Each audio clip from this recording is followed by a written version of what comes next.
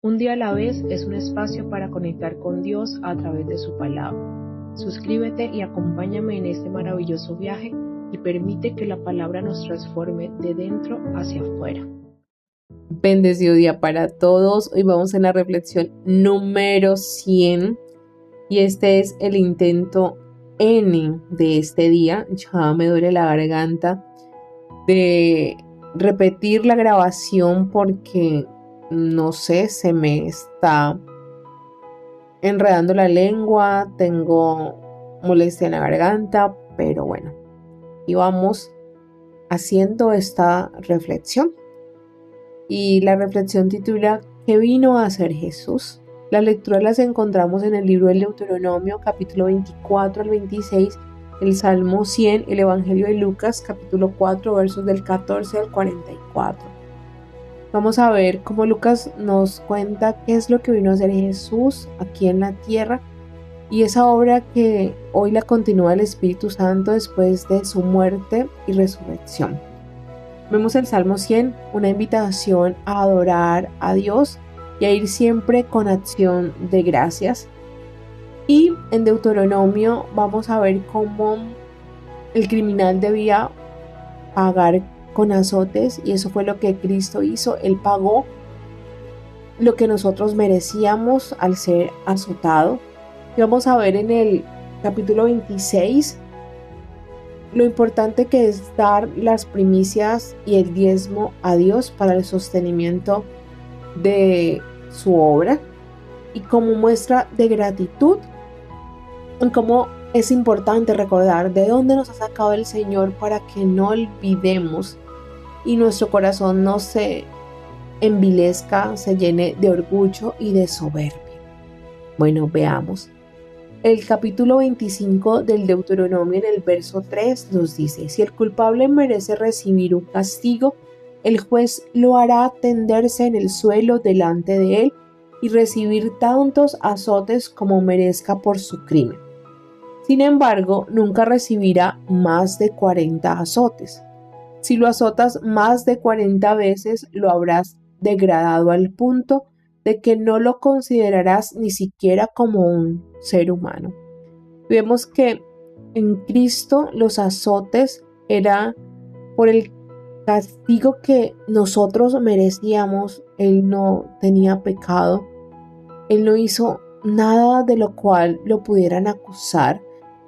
Entonces esos azotes eran los que nosotros merecíamos y Él recibió unos azotes que fueron de tortura porque era con un instrumento que en la punta tenía unas púas que se pegaban a la piel y al arrancarlo se iba con todo y piel.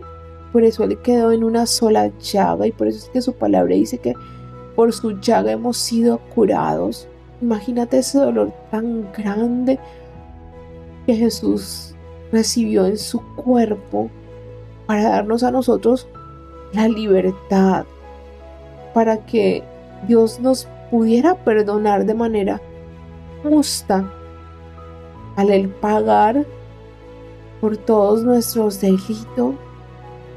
No sé si eso no te llega a las profundidades del corazón y te hace reflexionar sobre cómo estás viviendo tu vida, sabiendo que alguien pagó toda tu deuda y hoy te permite vivir en libertad, limpio, porque su sangre, su sacrificio nos ha limpiado. Y vemos en los versos del 13 al 16 de ese mismo capítulo que Dios está hablando sobre usar balanzas exactas cuando tengas que pesar la mercadería. Y yo le decía al Señor Espíritu que puedo sacar de ese texto, y es que actuemos siempre con honestidad, que hagamos lo que hagamos, siempre cumplamos lo que se ha pactado. Por ejemplo, cuando tú estás trabajando, tú todo el tiempo lo usas para trabajar o te distraes en el celular haciendo otras cosas que no son parte del trabajo. ¿Cuánto tiempo que nos están pagando estamos desperdiciando haciendo otras cosas. Eso es ser deshonestos. Cuando alguien nos pide un favor y no lo hacemos de buena gana, eso es ser deshonestos. Cuando tenemos favoritismos y le hacemos favores a unos y a otros, no, eso es ser deshonestos. ¿Cuántas cosas de deshonestidad hay en nuestra vida? Cuando no hablamos con la verdad, cuando nos engañamos a nosotros mismos. Mira que Dios dice que si nosotros somos honestos y hacemos las cosas de esa manera, podremos disfrutar de una larga vida en la tierra que el Señor, nuestro Dios, nos da. La honestidad es algo que Dios ama, que Dios quiere que nosotros tengamos, y la honestidad nos ayuda a permanecer siempre en su justicia. Entonces, cada vez que hagamos algo, hagámoslo con la honestidad, como si todos nos estuvieran viendo, sabiendo que Dios nos ve y que Él recompensa todas las buenas acciones que nosotros hacemos. Y vemos en el Deuteronomio capítulo 26 que cierra el cuerpo de leyes mosaicas instruyendo a Israel sobre la gratitud y la identidad al entrar en Canaán. Establece la entrega de las primicias, o sea, esos primeros frutos, y el diezmo como actos de adoración, recordando su historia de liberación desde Egipto y reafirmando su pacto con Dios como su pueblo especial. Vemos que las primicias es darle lo mejor a Dios, darle eso que Él nos ha permitido disfrutar, puede ser el tiempo, las cosechas, lo que tú hagas, pero lo mejor. Y dar el diezmo, ¿para qué? Para el sostenimiento de todas las personas que sirven de manera directa y de tiempo completo al Evangelio. Los sacerdotes, los laicos consagrados, las monjas, cada persona, los misioneros. ¿Por qué? Porque cuando damos el diezmo es lo que Dios le paga a ellos para su sostenimiento, que Dios no es deudor de nadie. Y recordemos que los levitas no tuvieron parte, ni los sacerdotes, en las tierras, porque les correspondía a las otras tribus darles para el sostenimiento, y es lo que nos corresponde a nosotros ahora, ser generosos con la obra de Dios, ser generosos con el necesitado, no cerrar nuestra mano, sino dar a manos llenas. Y de verdad que cuando tú haces eso, Dios te prospera, a ti no te va a faltar nada, absolutamente nada. Si tú das de corazón, Dios te va a dar a ti lo que necesitas y más para que puedas seguir dando. Y mira que el corazón generoso es un corazón conforme a Dios, porque Cristo se entregó totalmente por nosotros, sin reservas. O sea, eso es una generosidad a la cual nosotros debemos llegar. Y vemos en el Salmo 100, es un salmo muy corto, nomás tiene 5 versículos, pero es un himno de alabanza y gratitud que invita a toda la tierra a adorar a Dios con alegría, reconociéndolo como creador, pastor y el ser bondadoso y misericordioso que es. Es una exhortación a entrar en su presencia con acción de gracias. Esa es la llave que nos permite el acceso, destacando su misericordia eterna y la fidelidad inagotable. Vamos a leer este salmo. De pie, aclamen a Dios. Traigan un regalo de alegría. Vengan ante Él cantando. Sepan esto: Dios es Dios. Dios es nuestro Dios. Él nos hizo, no nosotros a Él. O sea, somos creación de Dios. Somos su pueblo, sus bien cuidadas ovejas. Dios nos cuida, nos conduce hacia Él con hilos de amor. Entren ante Él con la contraseña. Gracias. Siéntense como en casa. Hablen con alabanzas. Denle gracias, adórenlo. Porque Dios es pura belleza, es todo generosidad, es todo amor. Siempre y para siempre es fiel Vemos que Dios es amor desde Génesis hasta Apocalipsis. Es puro, su belleza es majestuosa, es generoso. Y mire que para entrar a Él hay que agradecer. Esa es la llave, la contraseña que abre las puertas del cielo. Esa gratitud que le agradecemos hoy. Yo le agradezco a Dios que me sacó del fango, que me limpió, que me redimió, que me restauró. Yo le agradezco por Cristo y su sangre preciosa, que es la que me ha limpiado, me ha redimido, me ha transformado. Yo le agradezco por el regalo maravilloso del Espíritu Santo que ha venido a morar en mí y es el que me guía ahora, el que me instruye, que le da sentido a la palabra. Yo le agradezco por todas las bendiciones del día a día, por mi familia, por el vestido, por la comida. Le agradezco por mi salud, porque mi cuerpo cada vez más se va vivificando.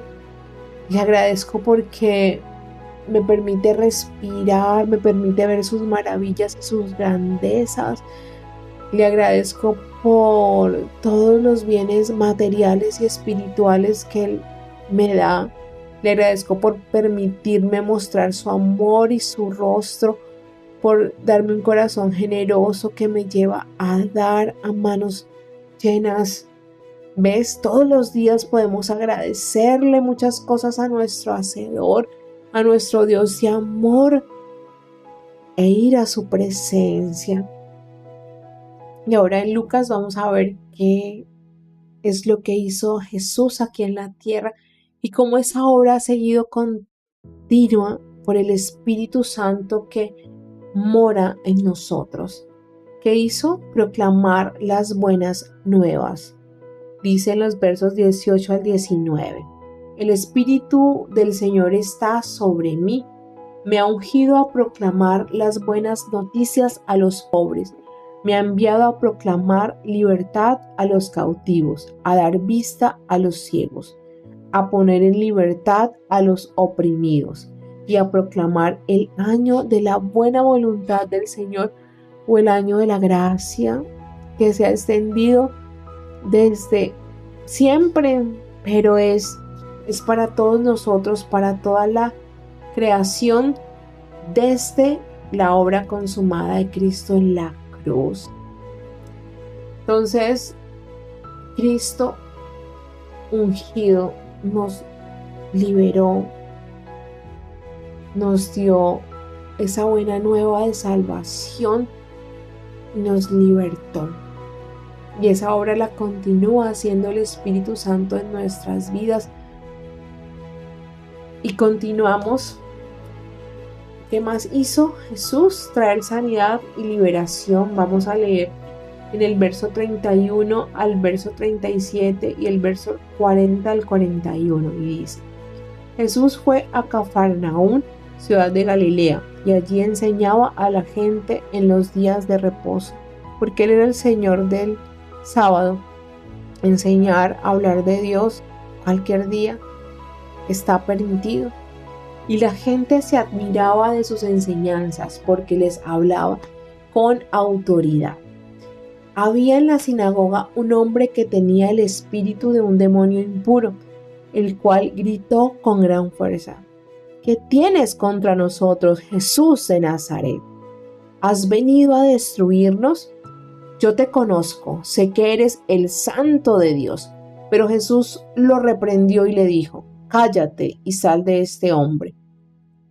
Entonces el demonio derribó al hombre en medio de ellos y salió de él sin hacerle ningún daño. Todos estaban asustados y se preguntaban unos a otros: ¿qué clase de palabra es esta? Con autoridad y poder da órdenes a los espíritus impuros y estos salen. Y su fama se iba extendiendo por todos los lugares vecinos. Vemos que Jesús tenía autoridad porque Él había vencido a Satanás en el desierto. Las 3 tentaciones Él las venció con la palabra de Dios y por eso Él tenía esa autoridad y los demonios le conocían Y hoy nosotros tenemos esa autoridad por el nombre de Jesús. Los demonios obedecen a ese nombre. O sea, todo lo que se opone a la luz obedece al nombre de Jesús. Y es lo que debemos recordar, que no es que nosotros tengamos ese poder, no es el poder y la autoridad que hemos recibido de Cristo. Si no lo recibimos de Él, no la podríamos usar. Entonces siempre recordar que todo lo hacemos en el nombre de Jesús, el nombre que está por encima de todos los nombres, que tiene poder en los cielos, en la tierra y en lo que está debajo de la tierra. Ese nombre, el nombre maravilloso de Jesús.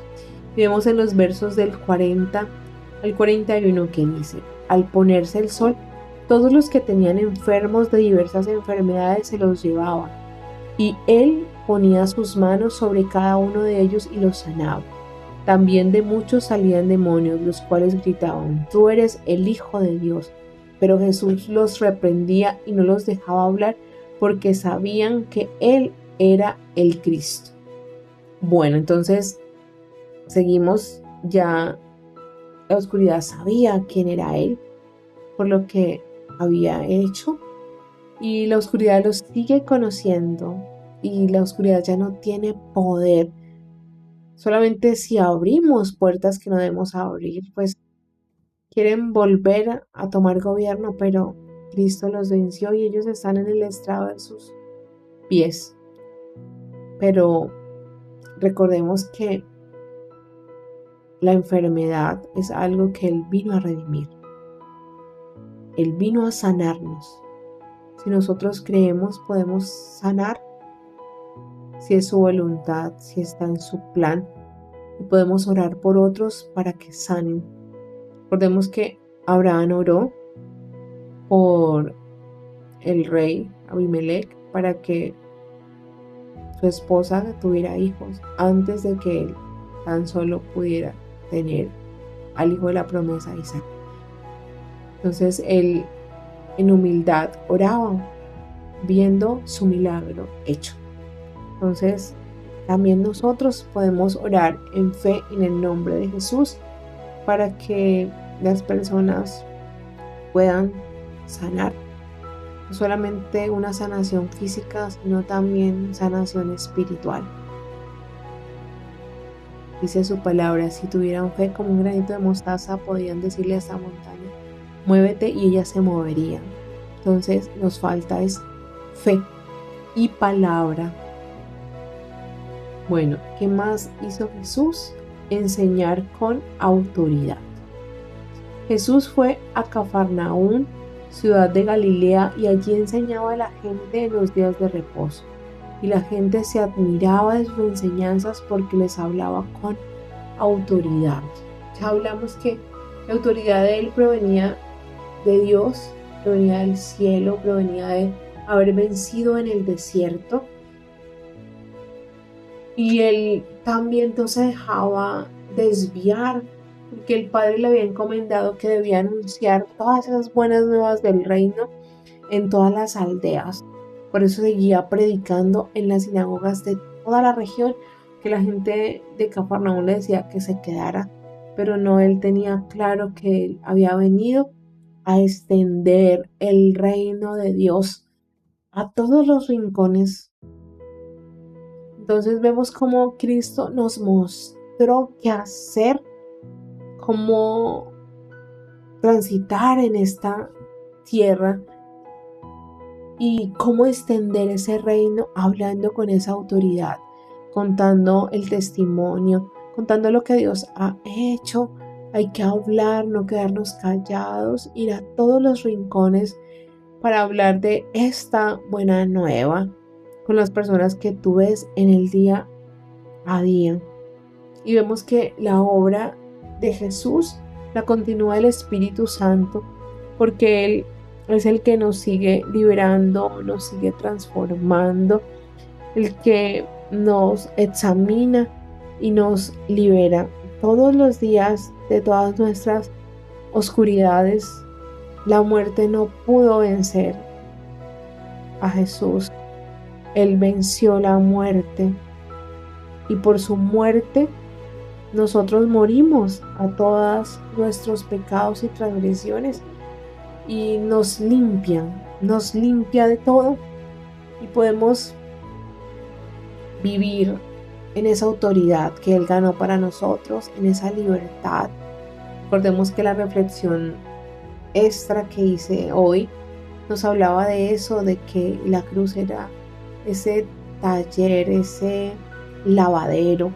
La sangre fue la que nos limpió de esa lejía que nos dejó tan blancos como la nieve y Dios escribió un nuevo Génesis. Si tú crees en lo que Cristo hizo en ese lavadero, que nos sumergimos en la sangre, así como Naamán el sirio quedó limpio de la lepra, así nosotros hoy, si vamos a ese lavadero de Dios con el corazón dispuesto, con el corazón arrepentido, Él nos empieza una nueva historia, una historia de redención que no solamente es para nosotros, sino para las personas que están a nuestro alrededor.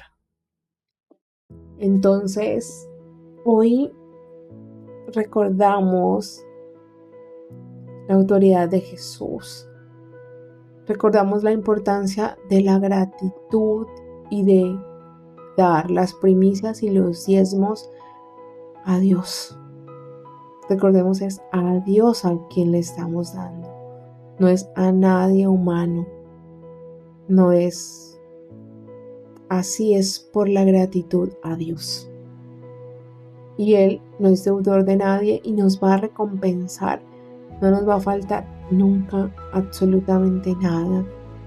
Y hoy en el nombre poderoso del Señor Jesús, oramos para que el Espíritu Santo nos lleve a los rincones donde se necesita hablar de la buena nueva, que nos dé la convicción de la sangre, la convicción de la cruz, que podamos dejarnos pasar por este lavadero para ser limpiados, purificados y transformados. Que el Espíritu Santo nos guíe hacia esa renovación de nuestra mente, de nuestro corazón y de todo nuestro ser, y que vivamos todos los días enamorados de la presencia de Dios. Dios es bueno en todo tiempo y en todo tiempo Dios es bueno.